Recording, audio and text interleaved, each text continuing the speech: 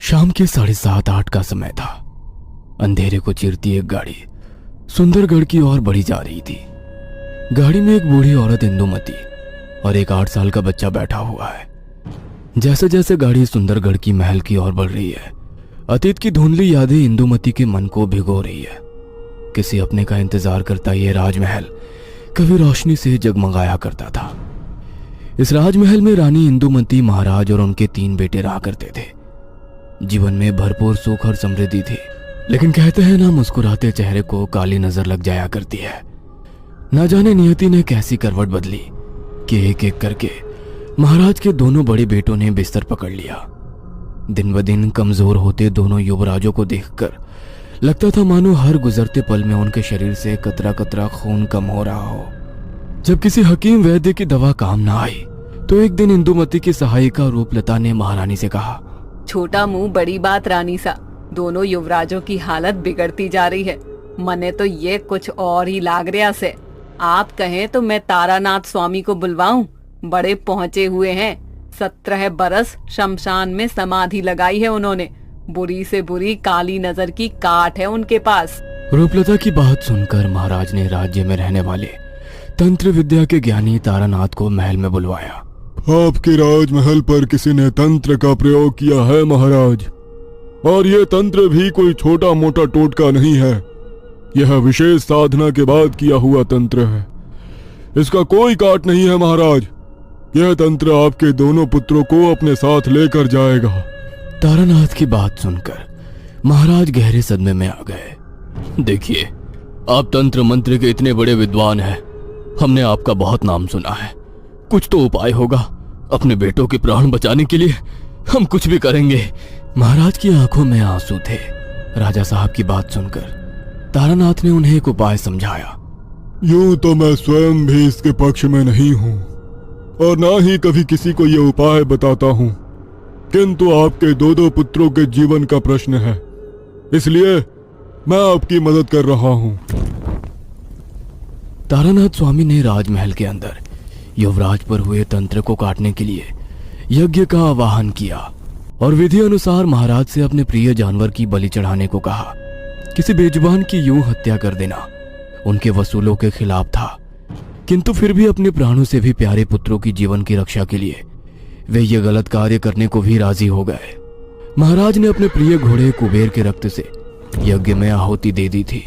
महाराज अब आश्वस्त थे कि उनके दोनों बेटे अब स्वस्थ हो जाएंगे।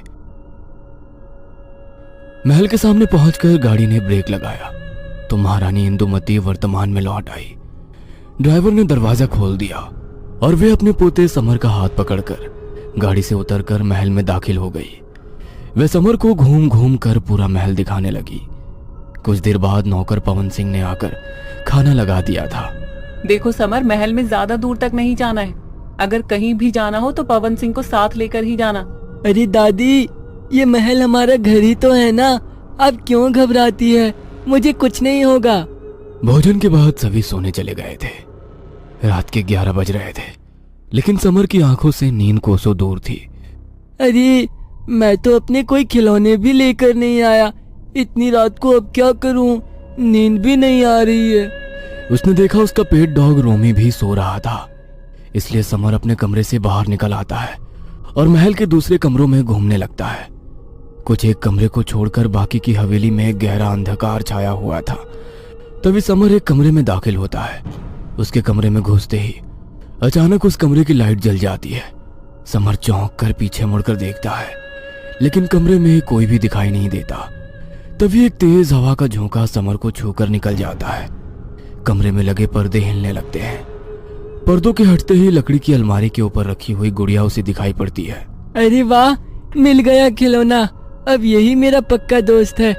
उस गुड़िया को लेकर जैसे ही समर अपने कमरे में आता है, रोमी समर की बात सुने बिना रोमी लगातार भौंकता रहता है और ऊपर की ओर मुंह उठाकर भयानक आवाज में रोने लगता है। रोमी, जाओ यहाँ से, खेलने दो मुझे। समर रोमी को ले जाकर बाहर बांध देता है और अंदर आकर दरवाजा बंद कर लेता है। अब हम दोनों आराम से खेलेंगे। हेलो, मेरा नाम समर है। तुम्हारा नाम? तुम्हारा नाम पिंकी रख देता हूँ, कैसा रहेगा? मेरा नाम बिरजू है, पिंकी नहीं। क्या तुम बोल सकती हो? समर के पूछने पर वो गुड़िया रहस्यमयी तरीके से मुस्कुराने लगती है। कुछ देर तक खेलने के बाद समर उस गुड़िया को ले जाकर सो जाता है। सुबह आंख खुली तो हर तरफ कोहराम मचा हुआ था। हे भगवान, कोनो राक्षस का काम लगत है हमको तो। राम राम राम, ऐसन चीर फाड़ रखा है बेचारे रोमी को, मुझे तो देखकर ही चक्कर आने लगे। समर दौड़कर रोमी की तरफ आ रहा था, लेकिन नौकरों ने उसे पकड़ लिया। रोमी की मौत से समर को बहुत गहरा सदमा लगा था। रोमी, क्या हुआ मेरी रोमी को? रोमी, मुझे जाने दो। अब वो गुमसुम सा अपने कमरे में बैठा रहता था। 2 दिन बाद देर रात रानी इंदुमती समर से मिलने उसके कमरे में पहुंचती है तो उसे एक गुड़िया से बात करते हुए पाती है। कपड़े की बनी वो मनुष्य सूरत वाली गुड़िया बेहद डरावनी लग रही थी। आंखों के पास से लाल रंग टपकता दिखाई पड़ रहा था, जैसे आंखों से खून टपक रहा हो।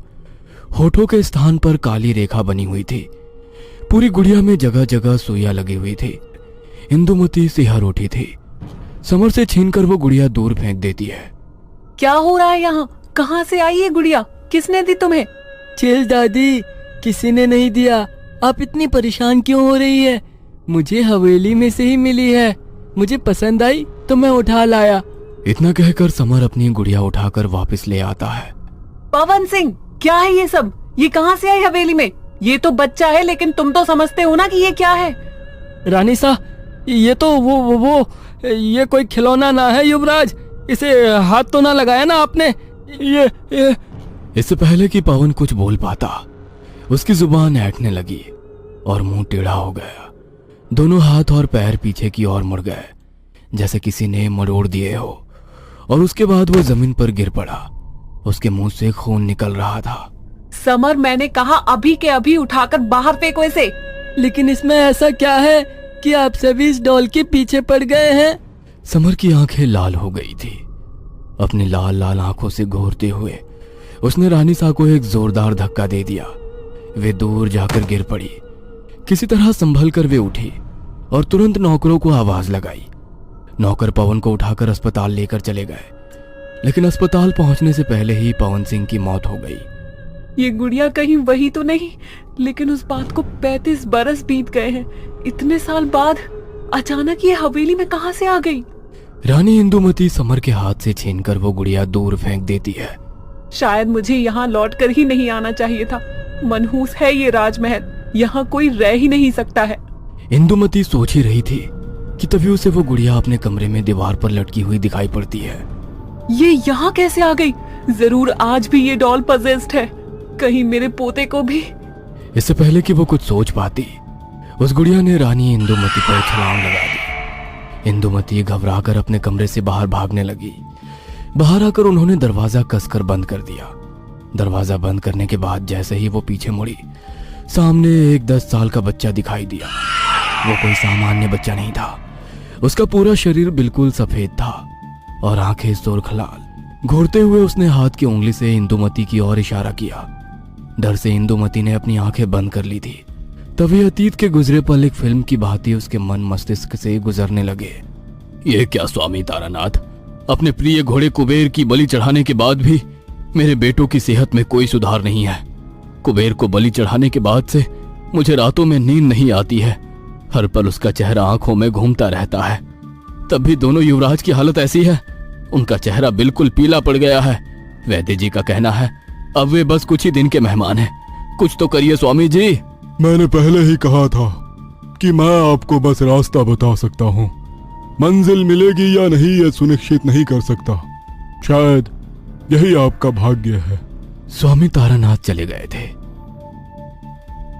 उनके जाने के 1 सप्ताह बाद ही दोनों युवराज दुनिया को अलविदा कह गए।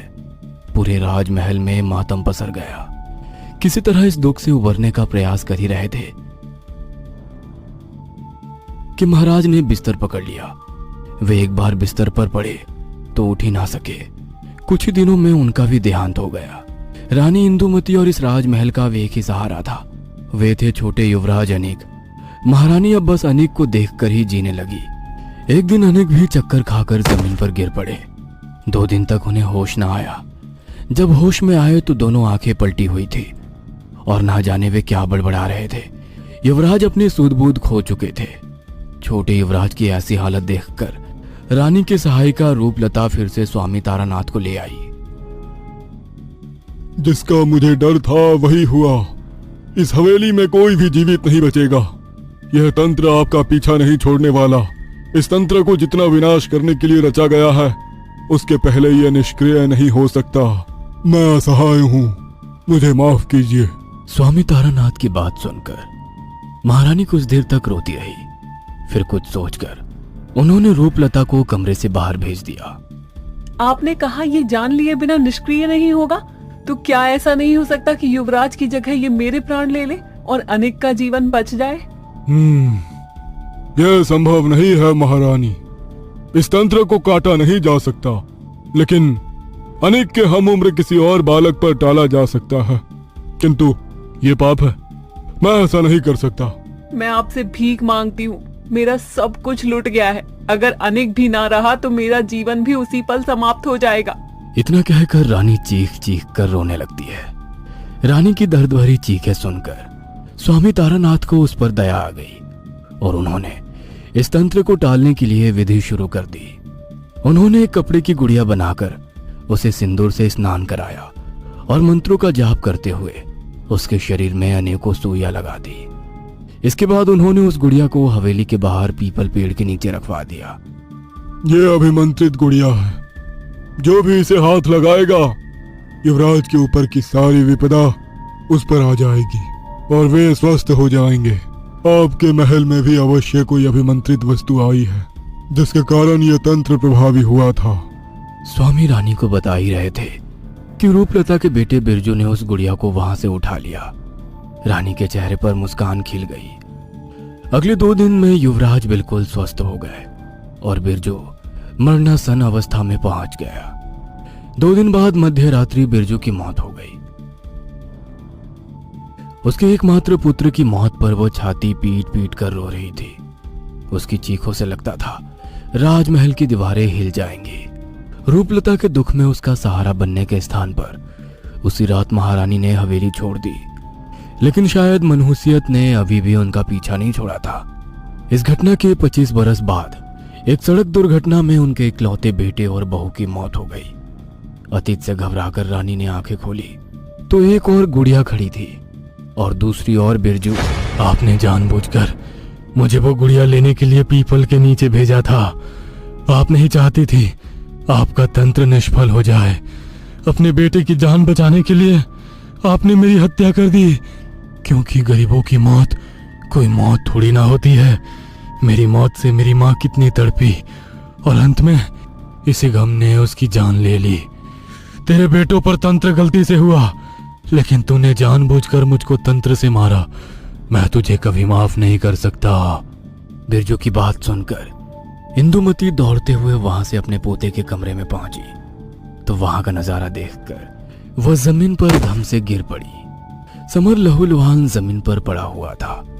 उसका शरीर ठंडा पड़ गया था और आंखें खुली हुई थी, जिसमें डर साफ दिखाई पड़ रहा था। लड़खड़ाते हुए इंदुमती समर के कमरे से बाहर आई और बालकनी से नौकरों को आवाज लगाने लगी।